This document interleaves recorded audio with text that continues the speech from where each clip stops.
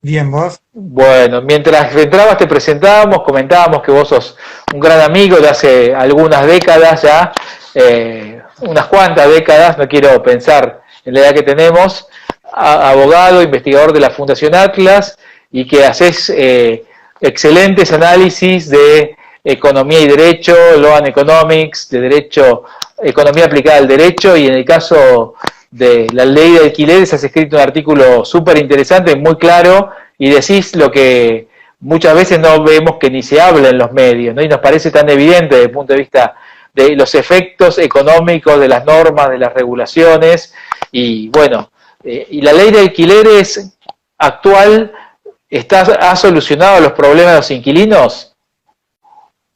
Bueno, la realidad es que no. De hecho, en este momento los alquileres están por arriba de lo que es la inflación, porque los alquileres se renuevan por un índice que crea el Banco Central, y ese índice está por arriba de la propia inflación. Además de que esta ley generó un descalabro en todo lo que es el mercado inmobiliario, ¿no es cierto? Es decir, hizo que muchos propietarios pongan a la venta sus inmuebles o directamente los retiraran. Les conviene más tenerlos cerrados y no alquilarlos que ponerlos en alquiler. La realidad es que este proyecto fue presentado por el diputado Daniel Lipovetsky y que contó con el apoyo de 191 diputados y 41 senadores y no tuvo ni un solo voto en contra. Fue aprobado en junio de 2020 en la Cámara de Senadores y a partir de ahí entró en vigencia y los resultados la verdad que fueron nefastos porque además de haber coartado las libertades individuales, económicamente no le sirve a los inquilinos, no le sirve a los propietarios, tampoco le sirve ni a las inmobiliarias ni a los desarrolladores de nuevos inmuebles porque los propietarios que tienen un dinero y quieren invertir para poder dar en alquiler sus propiedades, la verdad que con una legislación como esta no tienen ningún interés. Y esta legislación trajo varios cambios, porque si bien veníamos regidos por el Código Civil y Comercial, sancionado en el 2015, dentro de todo el Código Civil no se inmiscuía demasiado en la relación contractual, si bien fijaba algunos parámetros, como por ejemplo que los contratos de locación de vivienda tenían que ser de por lo menos 2 años. Este contrato, en un contexto de incertidumbre económica, esta legislación nueva del 2020, la ley de alquileres vigente, lleva el plazo mínimo de locación a 3 años, generando más incertidumbre. Además de eso, crea un mecanismo de actualización, que es un índice que fija el Banco Central, y ese índice es anual. Y como te estaba diciendo al principio, está dando más alto que la inflación. Y aunque parezca mentira, antes de que entrara en vigencia esta ley, las actualizaciones eran, por ejemplo, normalmente eran semestrales y andaban entre el 15 y el 18%. Es decir, eso quiere decir que estaban por debajo de la inflación. Con lo cual, cuando las partes se podían sentar a contratar libremente, o tenían mayor margen para contratar libremente, los resultados eran mejores. Bueno, y está a la vista qué es lo que pasó desde la sanción de esta ley. Sí, y vos hablás describís lo que es la norma, ¿no? Y parece una norma totalmente voluntarista, ¿no? Que ignora la ley de gravedad, y es como que queramos fijar, no sé, el precio del tomate, decimos que está muy caro a 200 pesos y hay que venderlo a 50. La conclusión y la consecuencia inevitable es que nos vamos a quedar sin tomates, ¿no? Correcto, es decir, parece mentira, ¿no? Pero Argentina tiene experiencia, de hecho Juan Carlos de Pablo lo menciona, que hay cantidad de leyes, decretos leyes, reglamentaciones a lo largo de la historia argentina respecto de los contratos de alquiler y nunca han terminado bien, porque nunca que vos quieras torcer lo que es el mercado, y el mercado no es ni más ni menos que la interacción de todos nosotros, la realidad es que no te va a resultar bien. Y ya está archiprobado. Y uno podría mencionar incluso algunos ejemplos. La ley 11.157 de 1921, en la presidencia de Irigoyen, que retrajo los valores de los alquileres en aquel momento, al año 1920, y además congeló los alquileres por 2 años. En aquel momento, esta ley se fundamentaba en que había una inmigración hacia la Argentina muy grande y la población de Buenos Aires en 50 años se multiplicó por 17. Entonces, el mercado no estaba respondiendo tan rápido en lo que es construcción de nuevas viviendas o piezas en un conventillo. Entonces, los precios de los alquileres subían. Pero hay que entender una cosa, el precio es una señal en el mercado. Si el Estado interviene esa señal y no permite que llegue, ¿cómo se entiende que se iban a terminar construyendo nuevas casas, nuevas habitaciones para los inmigrantes? Es decir, uno puede lamentar enormemente que el precio de algo esté subiendo, pero también hay que entender que es una señal y que lo peor que podemos hacer es interrumpir esa señal. Entonces, en aquel momento, y esto es dable señalar, porque acá me aparto un poco, pero en 1922 ocurre un fallo de la justicia que se denomina Ercolano con Lanteri de Ranchau, que casualmente Lanteri plantea la inconstitucionalidad de la ley 11.157. La Corte Suprema, que hasta ese momento no intervenía en cuestiones económicas, es decir, no restringía las libertades individuales por temas de orden económico, cambia el criterio. Y esto no es menor. Año 1922, el criterio de la Corte Suprema de Justicia de la Nación cambia y empieza a entender, y dice claramente la Corte Suprema, que los derechos garantizados en la Constitución no son absolutos, que son relativos. Te puedes dar una idea, Martín, a partir de ahí, que se abrió la puerta, que a partir de ahora, de ese momento, 1922, estamos hablando hace 100 años, los derechos de las personas, avalados por la Corte Suprema, pasaron a ser relativos. Entonces, ahí tenemos todo el descalabro económico que ha venido en todos los órdenes que te puedas imaginar, porque ni siquiera ya podíamos contar con que la Corte Suprema fuera un freno. Hay que reconocer ahí, hay que destacar el fallo del doctor Bermejo en disidencia y respetando la Constitución Nacional de Alberdi. Pero el doctor Bermejo quedó en minoría, era una época donde había otras ideas que estaban imperando y que marcaron este fallo de la Corte. Si vamos un poco más adelante, en el gobierno militar, cuando ocurrió el golpe en 1943, sacan un decreto donde también hacen una rebaja, extienden plazos, rebajan los alquileres, extienden plazos, todo por una cuestión inflacionaria. También aparece una ley en 1949 de Perón, que también, otra vez, congela los alquileres, prohíbe los desalojos. En aquel momento fue desastroso el resultado en la época de Perón. De hecho, en 1948 se había sancionado, un año antes, la ley de propiedad horizontal. Hasta ese momento en Argentina no existía propiedad horizontal. Cuando uno ve los grandes edificios construidos antes de la década del 40, eran edificios de renta, que eran de un propietario único o de una familia. Porque en 1871, cuando Vélez Sarsfield se sanciona el Código Civil de Vélez Sarsfield expresamente prohíbe que en Argentina exista la propiedad horizontal. Por lo tanto, todos esos edificios viejos que vemos no eran de propiedad horizontal, eran de una única persona o de un grupo de personas, pero no tenían sectores de propiedad común y sectores de propiedad privada. Eso aparece con la ley 13.512 de propiedad horizontal de 1948. Por lo tanto, cuando Perón saca la ley de 1949, ¿qué terminó ocurriendo? Además de que mucha gente muchos propietarios perdieron sus casas, que quedaron en manos de los inquilinos, también muchos propietarios, con la venida de la ley de propiedad horizontal, aprovecharon y empezaron a subdividir y a transformar en propiedad horizontal los edificios que tenían y a venderle a los propios inquilinos las propiedades, porque no podían ni desalojarlos, ni podían aumentarle, con un contexto inflacionario, no pueden aumentarle. Ahora, hay un punto al cual yo quiero ir, ¿no? Todas estas normativas aparecen porque el Estado previamente hace determinadas cosas que no están bien, como por ejemplo, el Estado genera déficit fiscal porque gasta más de lo que debe. El Estado, en consecuencia, emite moneda para compensar lo que le falta de recaudación de impuestos, el déficit fiscal lo cubre con emisión de moneda, lo cual es una estafa a la sociedad. El dinero que la gente tiene encima se devalúa, lo que la gente ve como aumento de precios. Y el punto es que los gobiernos, y parece mentira hasta el día de hoy, en vez de desandar las cosas que hacen, no, todavía agregan más normativa.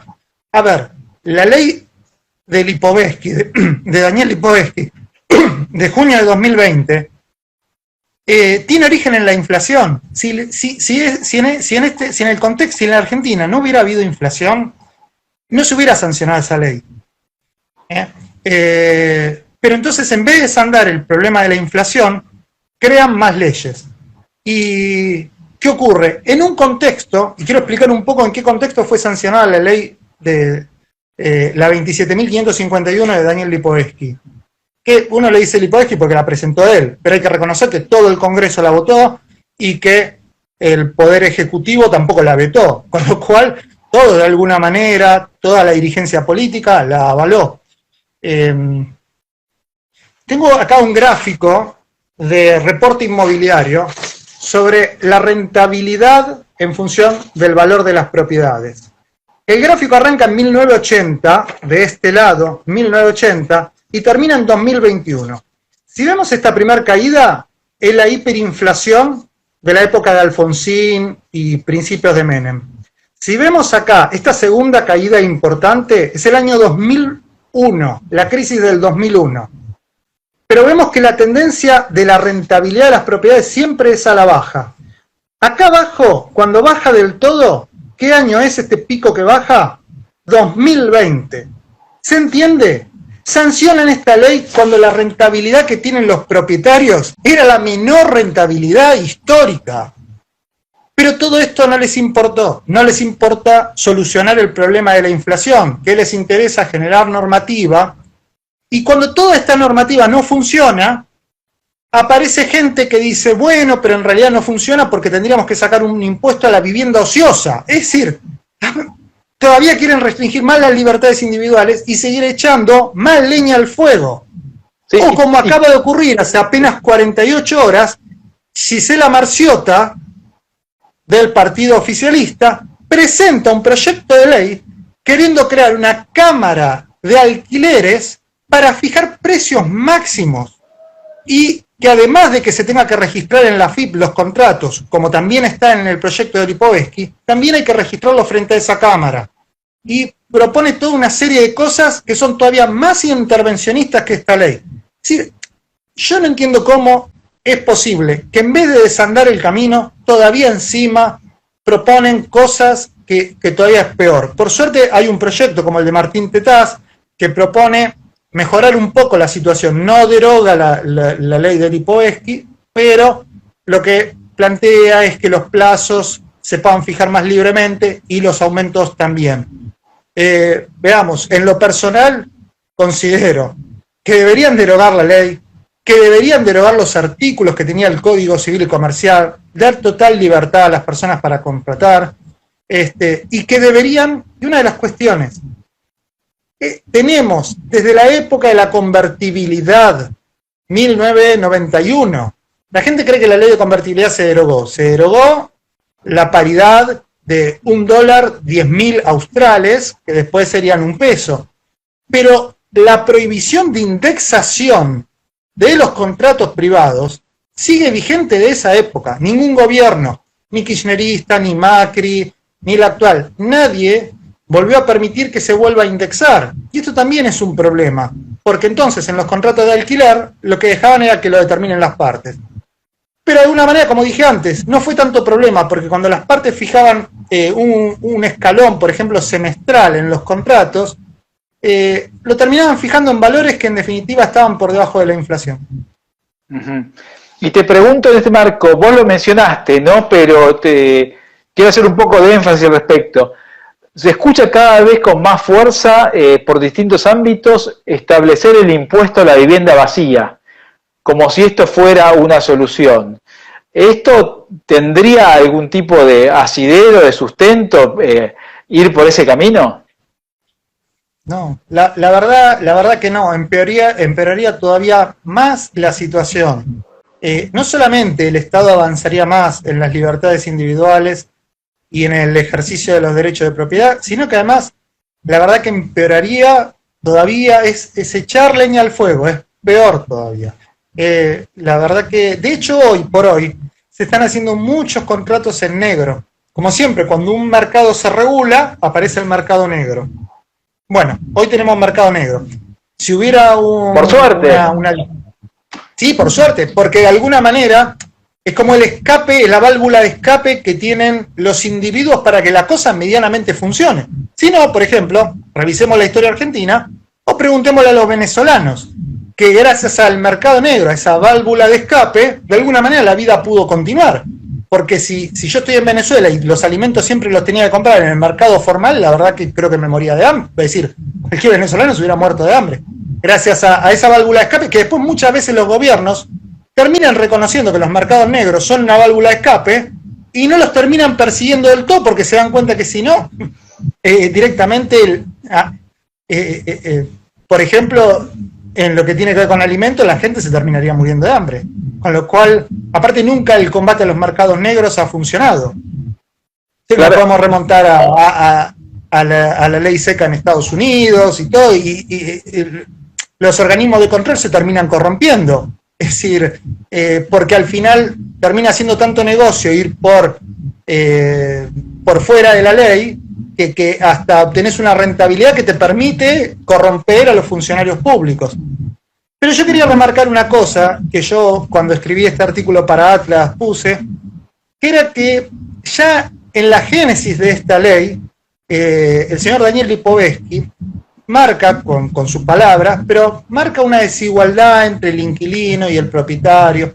Esto lo notamos todo el tiempo que se habla en estos términos, así como también en las leyes laborales. El punto es no entender que acá no es que hay un fuerte y un débil, por más que uno diga, bueno, un propietario de departamentos es más fuerte económicamente que el inquilino. Sí, obviamente pero y en la legislación laboral, el empleador de alguna manera es como más fuerte que el empleado. Pero esto es no entender que esas dos partes, locador y locatario, no son quienes terminan decidiendo la parte esencial de los contratos. Por ejemplo, el valor de los contratos. Ellos tienen un mínimo margen que pueden llegar a negociar, pero en realidad es el mercado. ¿Y qué es el mercado? Es la interacción de todos nosotros actuando, donde la oferta, la demanda, la escasez terminan jugando un rol importante. Casualmente esta ley lo que trajo es escasez, y por eso sube. Sí. En un contexto en el cual, Martín, la gente joven no puede ni acceder al crédito hipotecario, ¿sí? Ni tampoco ahora le complican la vida con esta ley de alquileres. ¿Y por qué la gente no puede acceder al crédito hipotecario? También por la inflación, a lo que se suma que de los depósitos que reciben los bancos terminan en bonos del Estado, en LELIQs. Entonces, los bancos no prestan para créditos hipotecarios. Entonces, cada año se te agrega más gente a demandar viviendas, pero como no pueden comprar, se transforman en inquilinos. Y a la vez tenés con esta ley, con leyes como esta, y ni que hablar si sacaran un impuesto a la vivienda ociosa o el proyecto de Marciota, que cada vez más propietarios retiran propiedades. Entonces, sube la oferta, baja la demanda, sube la demanda, baja la oferta, ¿qué pasa? Sube el precio. Entonces, pero si no entienden la esencia de la economía, ni siquiera leen un libro de economía, no retroceden en la propia historia argentina, siguen sosteniendo que las relaciones son entre fuerte y débil, sin entender que esas relaciones se dan en el marco de un mercado, y que poco importa quién es el fuerte y quién es el débil. Yo le preguntaría al señor Daniel Lipovetsky, si un jubilado que logró en su vida laboral comprarse un 2 ambientes para complementar la magra jubilación que también el Estado le paga, ¿sí? Esa es la parte fuerte del contrato, que me lo diga honestamente. Y ahora terminó perjudicando, y yo lo sé por la actividad a la que me dedico, que mucha gente tiene una propiedad como complemento de su jubilación. Y la verdad que sancionarles esta ley para perjudicarlos, porque si bien desde el punto de vista del inquilino, el inquilino puede decir, bueno, pero los alquileres están por las nubes, pero para el propietario esta ley no es rentable, no sirve para ninguno de los dos. Y uno se preguntará, ¿cómo es ese fenómeno? Que no le sirve ni a una parte ni a la otra. Ese fenómeno se explica también por la inflación. Porque ¿cuál es el mayor problema de la inflación? Normalmente la gente cree que es que se agregan ceros a la moneda. Eso es lo menos importante. Si todos los bienes de la economía y nuestros salarios simplemente se le agregaran ceros, no habría problema. ¿Cuál es el verdadero problema? Y esto no te lo dice casi nadie. La distorsión de precios relativos. Ese es el verdadero problema de la inflación. Y lo vemos en este caso. Por eso es que la situación de los alquileres no le sirve ni a propietario ni a inquilino. El propietario dice, recibo menos plata que nunca, está en el gráfico que te mostré de reporte inmobiliario, desde 1980, la peor rentabilidad, ya antes de que se sancionara la ley. Y al inquilino dice, pero es carísimo para mí este alquiler. Muy claro, muy claro. Y es un fenómeno complejo, muy interrelacionado, y a veces los políticos nos venden visiones facilistas de donde hay ganadores y perdedores, pero el tema es profundísimo, ¿no? También pensaba, mientras vos comentabas, en Capital 16% de los habitantes viven en villas, por ejemplo, ¿no? Para dar una idea. Y como vos también hacías alusión que la inflación mata el crédito hipotecario, con lo cual es una de las causas de la inviabilidad del sistema. Así que, bueno, Martín, querido, gracias por esta posibilidad de conversar con vos, gracias a todos los que estuvieron presentes hoy, y esta entrevista va a estar en segundos en las distintas redes para que se pueda compartir y ver nuevamente. Y bueno, gracias por esta posibilidad, y vamos a seguir trabajando para que cada vez Argentina y los argentinos podamos tener acceso a un mercado inmobiliario mucho más sano, mucho más ágil, mucho más racional, y eliminando estas barreras que interfieren entre oferentes y demandantes. Exacto. Muchas gracias a vos, Martín, y yo creo que en pocos días seguramente se va a estar tratando en el Congreso el tema, y están apareciendo muchos proyectos en todo sentido. Ojalá comprendan que a mayor libertad vamos a estar mejor. Con la intervención del Estado no es la solución. Que le busquen el problema a la inflación, porque la génesis de todo esto es la inflación. La inflación nos está matando y está cada vez peor. Muchísimas gracias, Martín. Un fuerte abrazo. Gracias a todos. Nos vemos. Gracias a vos. Chao, chao.